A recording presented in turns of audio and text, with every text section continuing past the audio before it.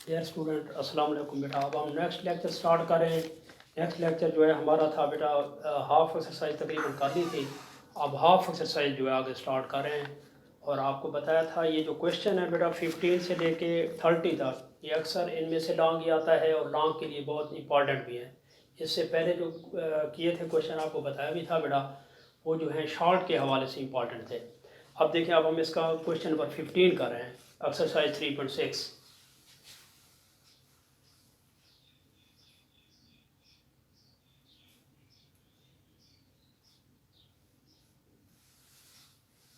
Integration 0 to pi by 4 cos theta plus sin theta over 2 cos square theta। इस question को हम ले रहे हैं बेटा, ये क्वेश्चन नंबर 15 है।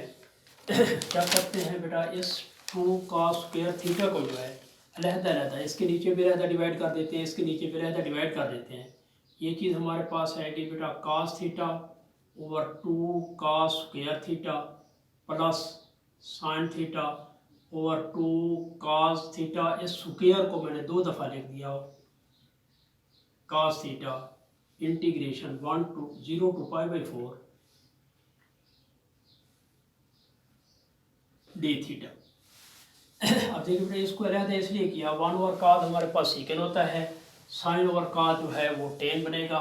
इसी तरह से ये 1 ओवर cos स्क्वायर है, एक cos इसकी एक पावर से कम हो जाएगा, तो हमारे पास इसकी वैल्यू यूँ आ जाएगी 0 to pi by 4। ये बनेगा 1 ओवर 2, ये 1 ओवर 2 बाहर आ गया बेटा। 1 ओवर 2 1 ओवर cos थीटा है, तो इसको हम लिख रहे हैं सीकेंड थीटा।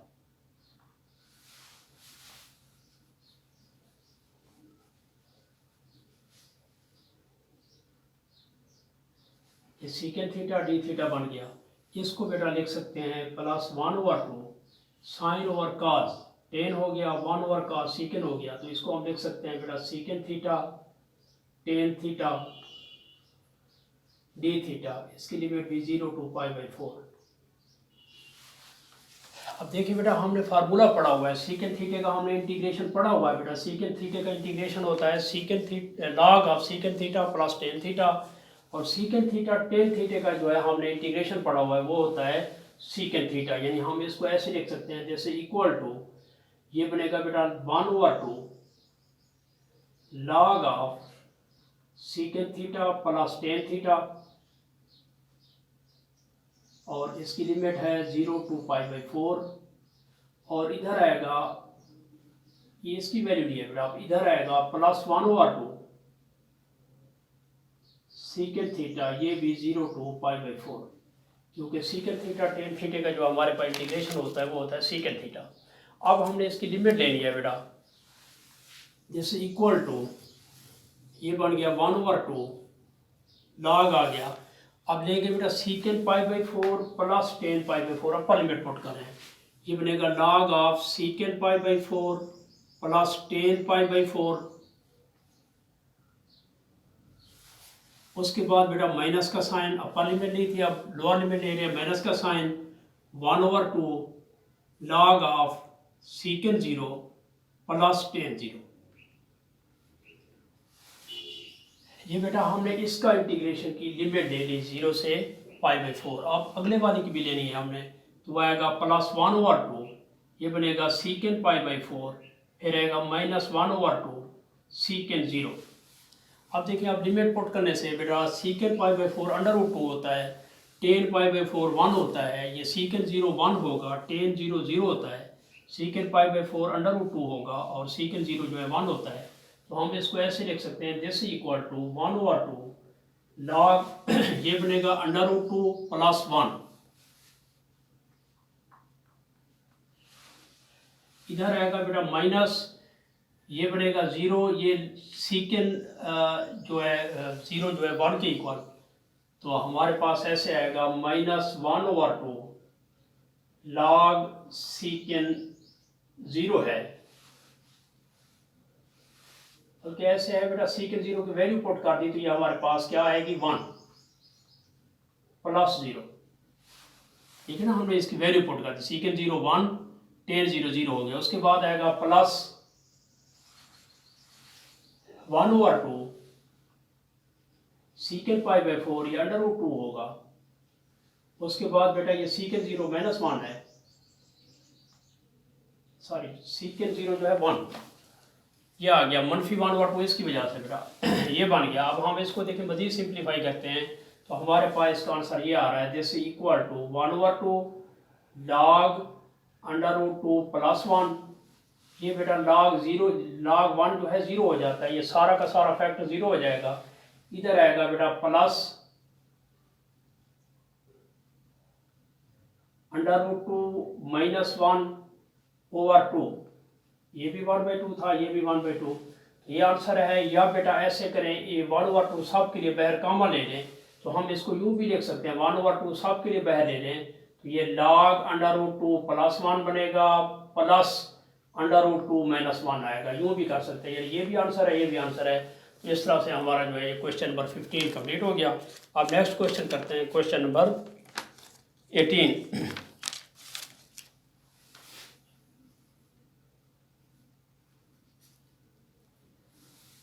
क्वेश्चन नंबर 18 में देखिए हमें दिया हुआ बेटा 0 to π/4, वो है हमारे पास cos 4t dt। देखिए बेटा आपने फर्स्ट ईयर में पढ़े थे sin 4t को, sin 4 थीटा था, cos 4 थीटा था, उसको हम रिड्यूस करते थे raise to the first power. इसको भी ऐसे करते हैं बेटा, इसकी पावर 1 बनाते हैं, फिर इसको इंटीग्रेट कर लेते हैं। देखिए मैं इधर इसको सॉल्व करना शुरू कर रहा हूँ देखिए बेटा उसके बाद इधर वैल्यू पुट कर देंगे। मैं यहाँ पे इसको सॉल्व कर रहा हूँ, यह है हमारे पास cos 4t। देखिए बेटा इसके लिए आपने फार्मूला पढ़ा हुआ है, हमारे पास ऐसे होता है raise to the first power बनाना है तो इसको देखो यूँ कर सकते हैं बेटा, ये cos स्क्वायर t और इसका स्क्वायर। अब cos स्क्वायर t किसकी इक्वल होता है, cos डबल एंगल के फार्मूले हमने पढ़े हुए हैं बेटा, cos 2 theta is equal to पढ़ा हुआ है बेटा 2 cos स्क्वायर थीटा -1। या बेटा इसको ऐसे भी लिख सकते हैं, 1 को इधर ले आए बेटा, 1 + cos 2 थीटा, इस 2 को भी इधर डिवाइड कर दो, इज इक्वल टू ये बन गया cos स्क्वायर थीटा। ये वाला 2 नीचे आया बेटा। अब देखिए इसकी जगह पे हम यही पुट कर सकते हैं, यानी दिस इज इक्वल टू, ये बनेगा हमारे पास 1 + cos 2t / 2 और इसका स्क्वायर। अब देखिए हम इसका स्क्वायर खोलें तो ये हमारे पास आएगा 1 प्लस ये बनेगा 2 cos 2t, फिर आएगा बेटा plus cos square 2t over आएगा 2 का स्क्वायर 4।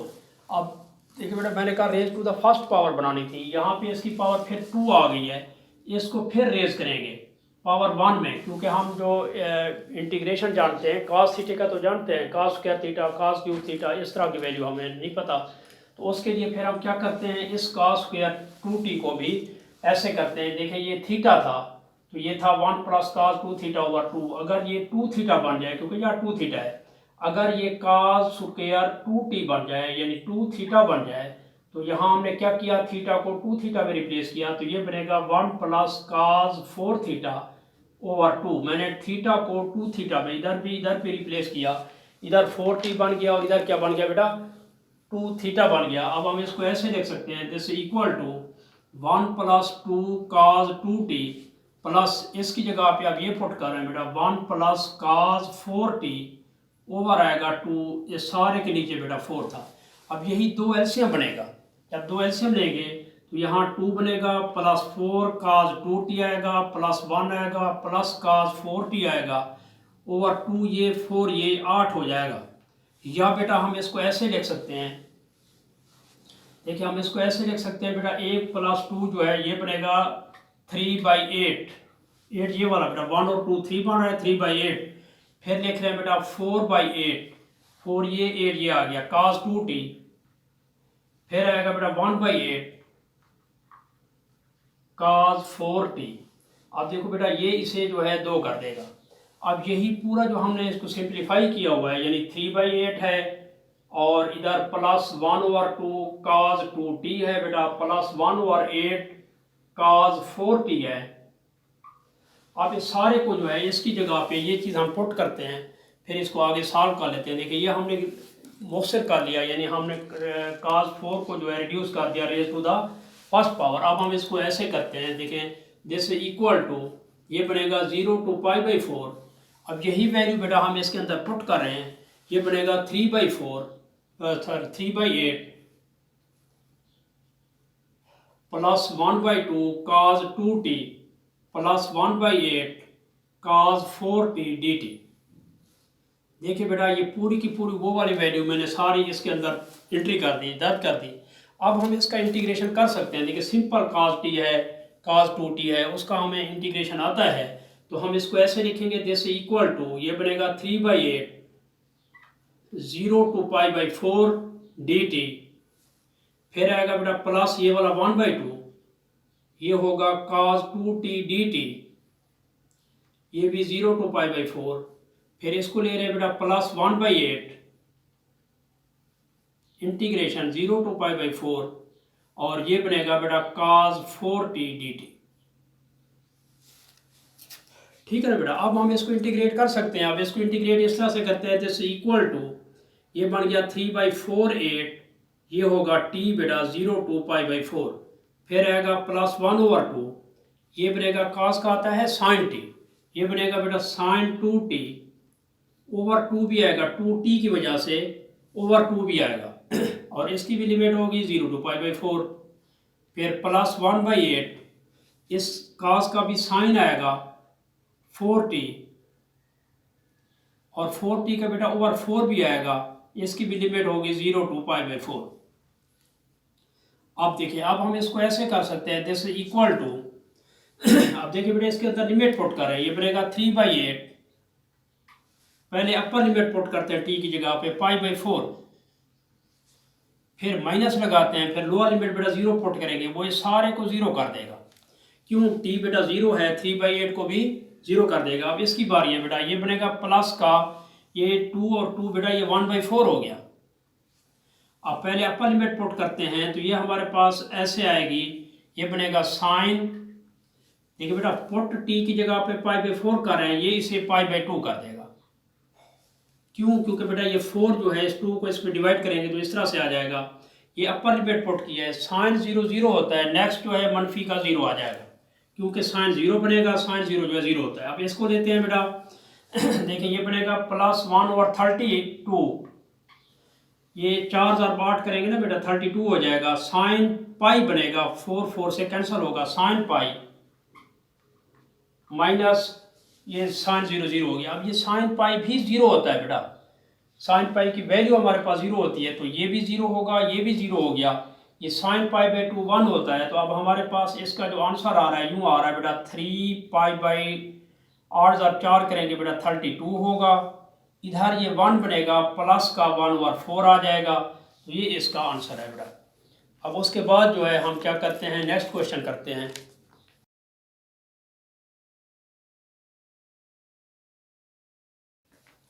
अब बेटा क्वेश्चन नंबर 21 कर रहे हैं।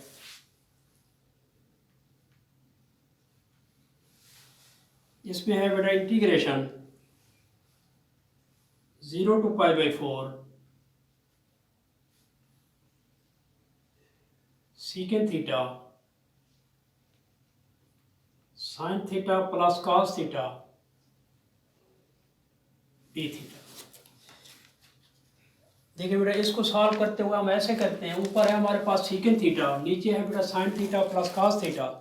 इसको सॉल्व करते हुए यूँ करते हैं बेटा, देखें अगर हम इसको भी सीकेंट यानी नीचे काज बना लें, काज से हमारे पास 1/cos जो है सीकेंट बन जाता है। फिर ऐसे करने से हमारे पास जो है ऊपर सीकेंट स्क्वायर थीटा होगा, इधर नीचे 1 + tan स्क्वायर tan थीटा बन जाएगा, नीचे फंक्शन ऊपर डेरिवेटिव लॉग की शक्ल में आ जाएगा। उस तरह करने से देखें हम क्या करते हैं, नीचे वाले में से cos थीटा जो है कॉमन ले लेते हैं, 0 to π/4। देखिए बेटा ये सीकेंट थीटा है, इधर से हम cos थीटा जो है कॉमन ले रहे हैं, साथ बेटा यहाँ से तो निकलेगा 1 आएगा, इस cos से 1 आएगा, लेकिन साइन थीटा के साथ क्या आएगा बेटा, ये बनेगा sine theta over cos theta, इधर बनेगा बेटा cos theta over cos theta. यानी कॉमन से मुराद होता है कि हमने इसे मल्टीप्लाई भी किया, डिवाइड भी किया। अब ये वाला जो 1 अभी आपको कह रहा था, ये काज इस काज से काट के 1 हो जाएगा, ये साइन ओवर काज 10 बन जाएगा, ये काज भी आ गया, ये 1 ओवर काज जो बन रहा है ये हमारे पास सीकेंड थीटा बन जाएगा। यानी हम इसको ऐसे लिख सकते हैं जैसे इक्वल टू ये 0 to π/4, ये 1 ओवर काज सीकेंड है, ये भी सीकेंड है, तो बेटा ऊपर जाके ये सीकेंड स्क्वायर थीटा बन गया, ये वाला काज ऊपर चला गया बेटा, सीकेंड बन गया। अब ये 10 बनेगा, ये 1, तो ये 10 थीटा प्लस 1 डी थीटा हो गया। अब देखो बेटा ये फंक्शन है, इसके ऊपर इसका डेरिवेटिव है, नीचे फंक्शन हो ऊपर डेरिवेटिव हो, तो ये क्या बनता है बेटा, लॉग बनता है। जैसे इक्वल टू ये बन जाएगा log of 10 theta plus 1, limit होगी बेटा 0 to π/4। अब इसके अंदर हम लिमिट पुट करते हैं, देखिए यू बनेगा बेटा, पहले हम लिमिट पुट करते हैं किसकी, अपर लिमिट π/4, तो ये बनेगा बेटा log π/4, फिर प्लस 1, बल्कि ये बनेगा बेटा log 10 π/4, क्योंकि हमने 10 की जगह पे इसकी लिमिट पुट करनी थी, तो ये बनेगा log 10 π/4 प्लस 1, ये अपर लिमिट पुट कर दी। उसके बाद हम लोअर लिमिट पुट करेंगे माइनस, ये बनेगा log 10 0 प्लस 1, ये हमने लिमिट ले लिया। अब जब लिमिट लेंगे बेटा 10 π/4 होता है 1, तो ये बन जाएगा दिस इक्वल टू log, ये बनेगा बेटा 1 प्लस 1 माइनस, अब 10 0 0 होता है, ये बनेगा माइनस log 1। अब आपको पता है बेटा log 1 जो है किसके इक्वल होता है, वो 0 के इक्वल होता है, ये 0 बन जाएगा बेटा, इज इक्वल टू ये होगा log 2, तो ये इसका आंसर होगा। अब हम इसका नेक्स्ट क्वेश्चन करते हैं बेटा, क्वेश्चन नंबर 22।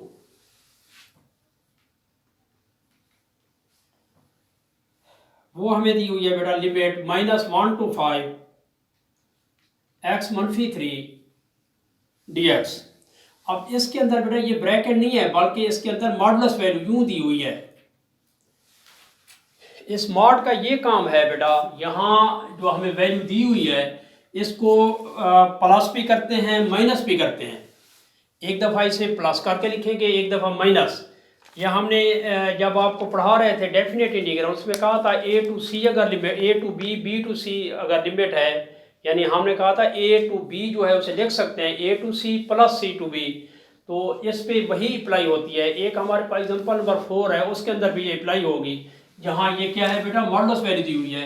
तो अब हम इसको ऐसे लिखते हैं दिस इक्वल टू, ये बनेगा बेटा -1 to 3 कर रहा हूँ मैं, इधर आएगा x - 3। क्या किया है, आपको कहा एक दफ़ा प्लस लेंगे बेटा, एक दफ़ा माइनस। अभी मैंने इसको मनफी कर दिया dx, फिर प्लस कर रहा हूँ 3 to 5 x - 3 dx। अब देखिए इसको हम इस तरह से भी लिख सकते हैं जैसे इक्वल टू, ये बेटा नेगेटिव भी लिया पॉजिटिव भी लिया, तो ये आपके पास ऐसे बनेगा -x, ये dx हो गया, -1 to 3 ये दिया बेटा। अब ये माइनस इस माइनस को +3 कर देगा, ये भी dx आएगा -1 to 3। अब इसकी बारी है बेटा प्लस, ये बनेगा 3 to 5 x dx, और ये बनेगा -3 dx 3 to 5। अब देखो बेटा आपको फार्मूला आता है, देखिए इसको हम लिख सकते हैं x2/2, यानी दिस इज इक्वल टू, ये बनेगा -x2/2, लिमिट है बेटा -1 to 3 प्लस, ये बनेगा 3x, इसकी भी लिमिट है -1 to 3 प्लस, इसका आएगा x2/2, इसकी भी लिमिट है 3 to 5 माइनस, ये 3x आएगा, ये भी 3 to 5, ये लिमिट होगी बेटा। अब लिमिट इसके अंदर पुट करते हैं, देखिए लिमिट जब पुट करेंगे, पहले अपर लिमिट पुट कर रहे हैं 3 का स्क्वायर क्या बनेगा बेटा, ये आएगा -9/2, 3 का स्क्वायर लिखा है बेटा 9/2। उसके बाद लोअर लिमिट पुट करते हैं और साइन भी तब्दील होता है, ये माइनस प्लस भी हो जाएगा, +1/2 आया है, -1 का स्क्वायर वो 1 बनेगा बेटा। अब इसकी बारी है बेटा प्लस, ये 9 हो गया 3 × 3, लोअर लिमिट लेंगे माइनस लगाते हैं, ये -1 इसको करेगा, ये प्लस का 3 हो जाएगा।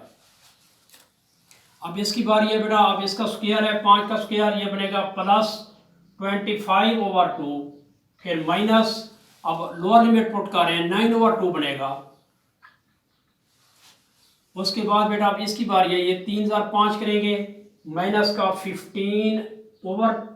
15 आ गया, ओवर 2 नहीं है इसके साथ, ये 5003 करने से 15 हो गया। फिर बेटा लिमिट लगाते हैं लोअर, उससे ये नेगेटिव साइन आएगा, नेगेटिव इंटू नेगेटिव पॉजिटिव भी हो जाएगा, ये बन जाएगा +9।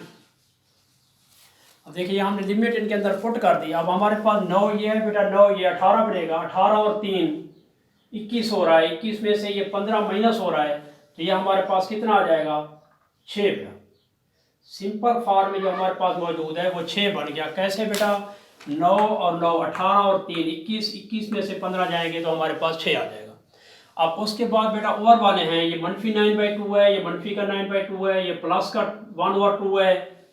हाँ जी, अब ये बनेगा बेटा -9/2, फिर -9/2, फिर +1/2, एक ये 25/2 भी है बेटा, +25/2। अब ऐसे करने से देखें हमारे पास जो वैल्यू आ रही है ये यूं है इसमें 2 लेते हैं एलसीएम बेटा, 2 के एलसीएम आने से ये 12 होगा, ये मनफी के 9 आएंगे, मनफी के 9 होंगे, ये मनफी का 9 ये हो गया, मनफी का 9 ये हो गया, प्लस का 1 हो गया, प्लस का 25। अब देखो बेटा हमारे पास 26 ये आ रहा है, 26 और 12, ये 26 हो गया, ये 12 हो गया, ये हमारे पास 8 बनेगा, ये 38 हो गया। और हमारे पास दूसरा जो है ये 9 और 9 ये 18 आ रहा है, मनफी के 18 हैं, तो हमारे पास कितना आएगा बेटा, 8 में से 0, 3 में से 1 2, तो ये बनेगा बेटा 20/2, दिस इक्वल टू 10, तो ये इसका आंसर है। अब इसके बाद हम नेक्स्ट एग्जांपल करते हैं बेटा। सॉरी एग्जांपल कहता हूँ, क्वेश्चन है बेटा, क्वेश्चन नंबर 30।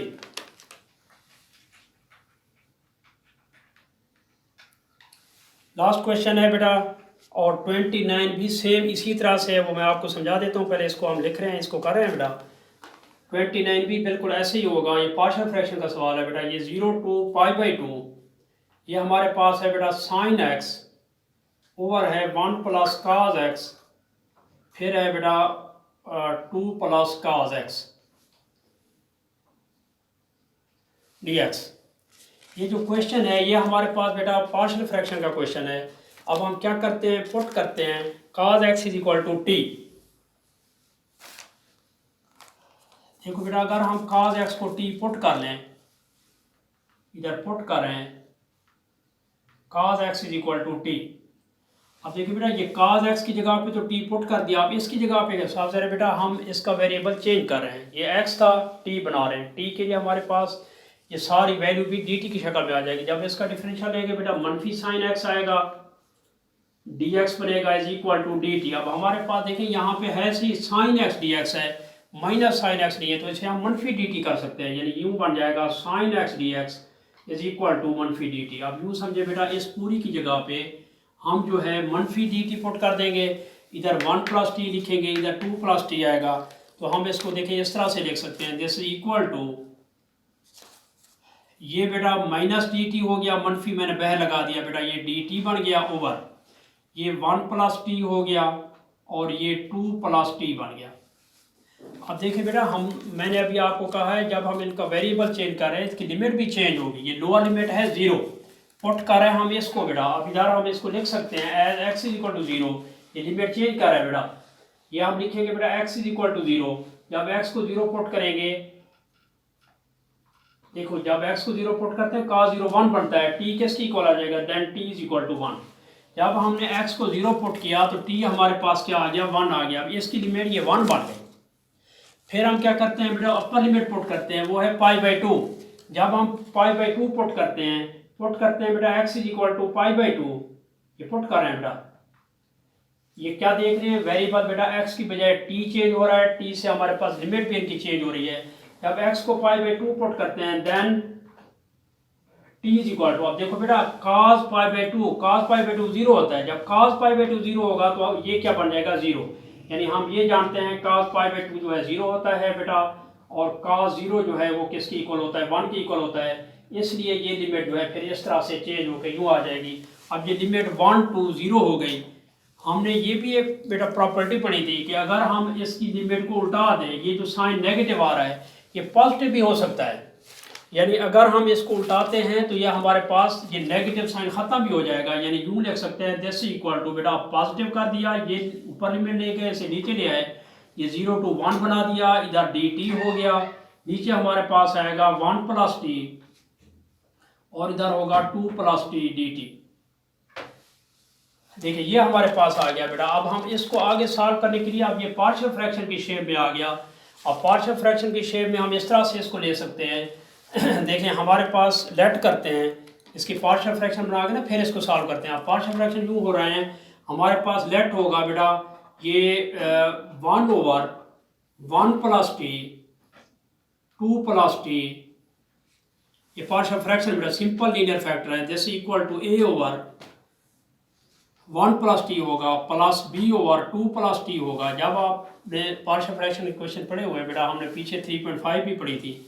आप क्या करते हैं, इसको मल्टीप्लाई करते हैं ऑन बोथ साइड, ये चीज़ हमारे पास आएगी 1 = a × 2 + t plus b × 1 + t। बेटा इसको बारी बारी हम पुट कर सकते थे, पहले फैक्टर को पुट करते हैं, 1 + t = 0, 1 + t = 0, t = -1। देखिए जहाँ इस इक्वेशन के अंदर करना है, जहाँ 1 + t है ये 0, b वाला फैक्टर 0 हो गया बेटा।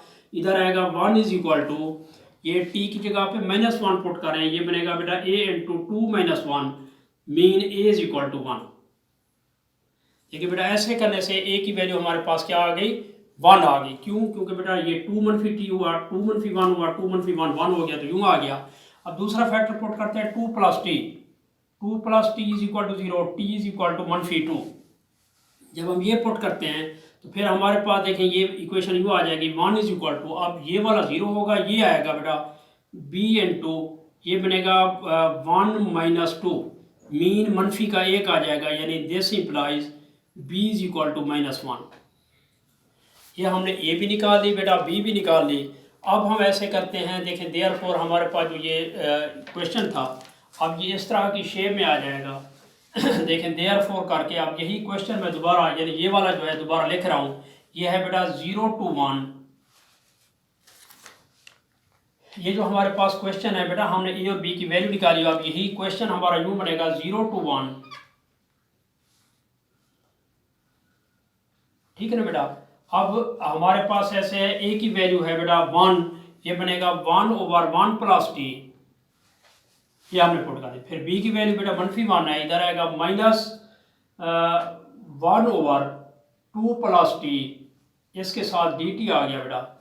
या फिर हम इसको ऐसे कर सकते हैं, जैसे equal to integration dt/1 + t 0 to 1, फिर आएगा बेटा माइनस dt/2 + t।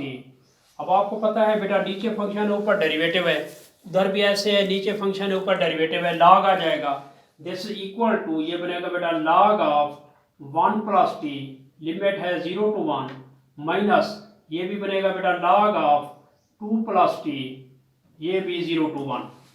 अब देखिए अब इसके अंदर हम अपर और लोअर लिमिट पुट करते हैं, दिस इक्वल टू, अब देखिए जब अपर लिमिट पुट करेंगे बेटा 1 पुट करेंगे तो ये बनेगा log 1 + 1, फिर माइनस log 1 + 0,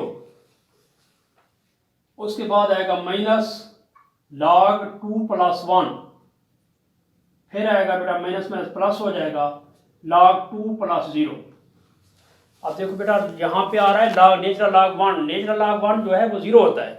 अब हमारे पास ये चीज़ ऐसे आ जाएगी, जैसे इक्वल टू ये log 2 हो गया, ये बेटा 0 बन जाएगा, ये माइनस log 3 बनेगा, उसके बाद ये प्लस log 2 आ रहा है। अब आपको बेटा log के रूल के तहत पता है जो प्लस होते हैं वो आपस में मल्टीप्लाई होते हैं, जो माइनस वाले होते हैं वो डिवाइड होते हैं, हमने फार्मूला पढ़ा हुआ है। तो हम इसको ऐसे लिख सकते हैं, जैसे इक्वल टू log 2 × 2/3 बनेगा, या हम इसको लिख सकते हैं log 4/3। तो ये इसका आंसर है बेटा।